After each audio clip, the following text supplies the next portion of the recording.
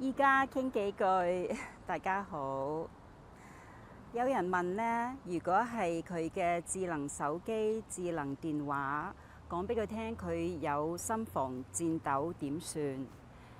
咁呢，當你同醫生商量嘅時候，醫生會同你講啦。你呢一種心房顫抖所引起嘅中風嘅可能性，咁醫生係點樣做呢一個中風嘅危險嘅評估嘅呢？就要取決於你嘅年齡同埋你嘅其他嘅有冇其他嘅疾病，譬如話高血壓、糖尿病，有冇以前有過心肌梗塞或者中風，咁呢一啲嘅疾病呢，都會給予一個分數。以往未有呢啲分數嘅時候呢，就醫生越係有臨床經驗，譬如我已經行醫30年啦，就見過好多唔同嘅病同埋佢所帶嚟嘅併發症，咁都會有一個印象，會知道邊一類嘅人佢有咗心房顫抖之後中風嘅機會會比較高。咁而家呢，有啲呢啲分數呢，就將呢一種危險性中風危險性嘅量化，就話將每一個個人患咗心房顫抖之後，佢會造成中風嘅呢一種危險性呢，用分數嘅形式嚟表達，量化咗佢，令你呢做醫療嘅決定呢，就有一個更加清晰嘅前景。即係話你譬如話用抗凝嘅藥去防止中風啊，或者係用消融嘅方式去解除心房顫抖，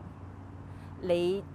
做呢一啲醫療嘅干預，無論食藥或者係做一啲侵入性嘅手段呢，你都可以有一個更加清楚自己能夠從呢啲干預入邊得到幾多好處，係為咗幾大程度咁樣去防止一啲唔好嘅後果，譬如話中風。咁如果你係心房顫抖嘅診斷，唔係因為你喺個醫生診所每年預定咗嘅去體檢所測到嘅，亦唔係因為自己因為心房顫抖所引起嘅症狀去同醫生約診而咁樣去做心電圖而診斷嘅，而係呢，無意中自己帶住個智能手機講俾你聽，你個心率唔正常，係有心房顫抖。如果係咁嘅情況下呢，呢一種嘅心房顫抖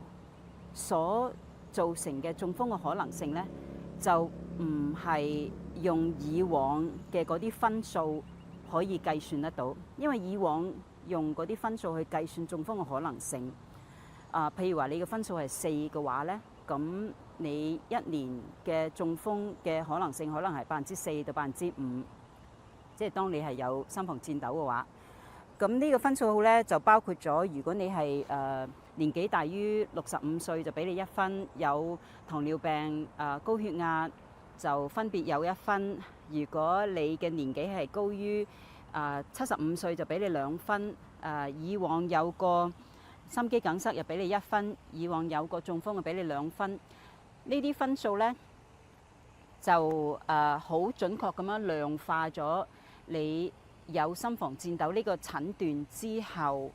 嘅每年嘅中風嘅可能性，等你知道你食抗凝嘅藥呢，就可以得到幾多好處。但係如果你嘅心房顫抖嘅診斷僅僅係用手機同埋手錶嚟診斷嘅，唔係因為症狀，亦都唔係因為心房顫抖嘅時間長到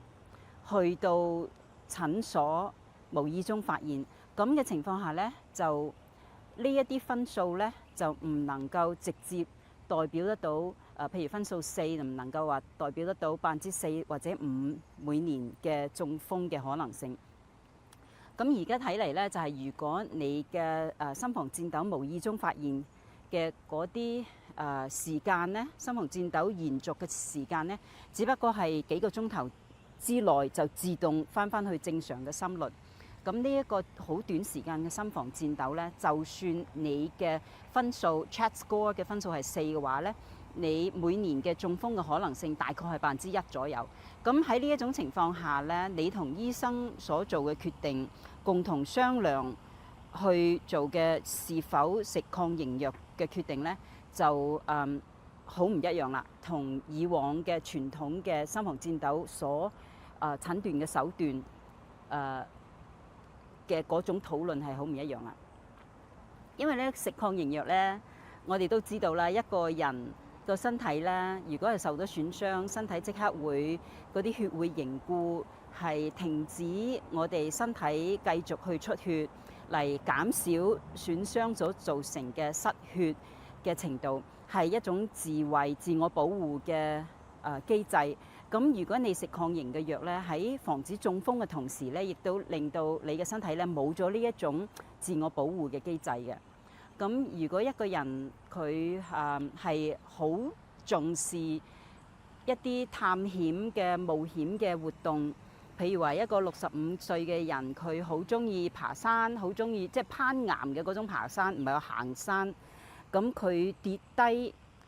嘅一啲損傷嘅機會會比較高。咁佢嘅一啲損傷咧，佢可能冇食抗凝嘅藥嘅話咧，只要係冇骨折啊、冇嚴重嘅軟組織損傷啊，佢都可以等到返到屋企第二日去見醫生，或者返到屋企即刻去見急診室。但係如果佢係食住抗凝藥嘅話，同樣嘅損傷咧，可能會令佢出血嚴重到致命嘅。就當時喺受傷嘅地點就已經出血到不省人事，唔能夠尋求醫療救助。咁如果係呢一種人呢，佢會盡量嘅唔想食抗凝嘅藥，佢會同醫生講，除咗抗凝藥之外，仲有咩方法去防止中風？咁如果一個人佢係年紀到比較年事已高呢，佢自動嘅出血嘅機會亦都比年紀輕嘅人嘅出血機會多啲嘅。譬如腸胃道嘅出血大腸嘅氣室嘅出血，就算係冇食抗凝嘅藥咧，年紀大嘅人都有可能係因為大腸嘅氣室或者其他嘅腸胃問題去出血嘅。咁如果食咗抗凝嘅藥咧，呢個機會就更加大啦。咁因此咧，對於有咗心房顫抖之後是否食抗凝藥咧，呢一種嘅討論咧係非常個人嘅。你個醫生要了解你嘅個人健康情況同埋你嘅個人嘅生活習慣。譬如話，你最重視嘅係功能嘅全面嘅保存，唔可以接受中風所造成嘅一啲功能嘅損失。你寧願接受出血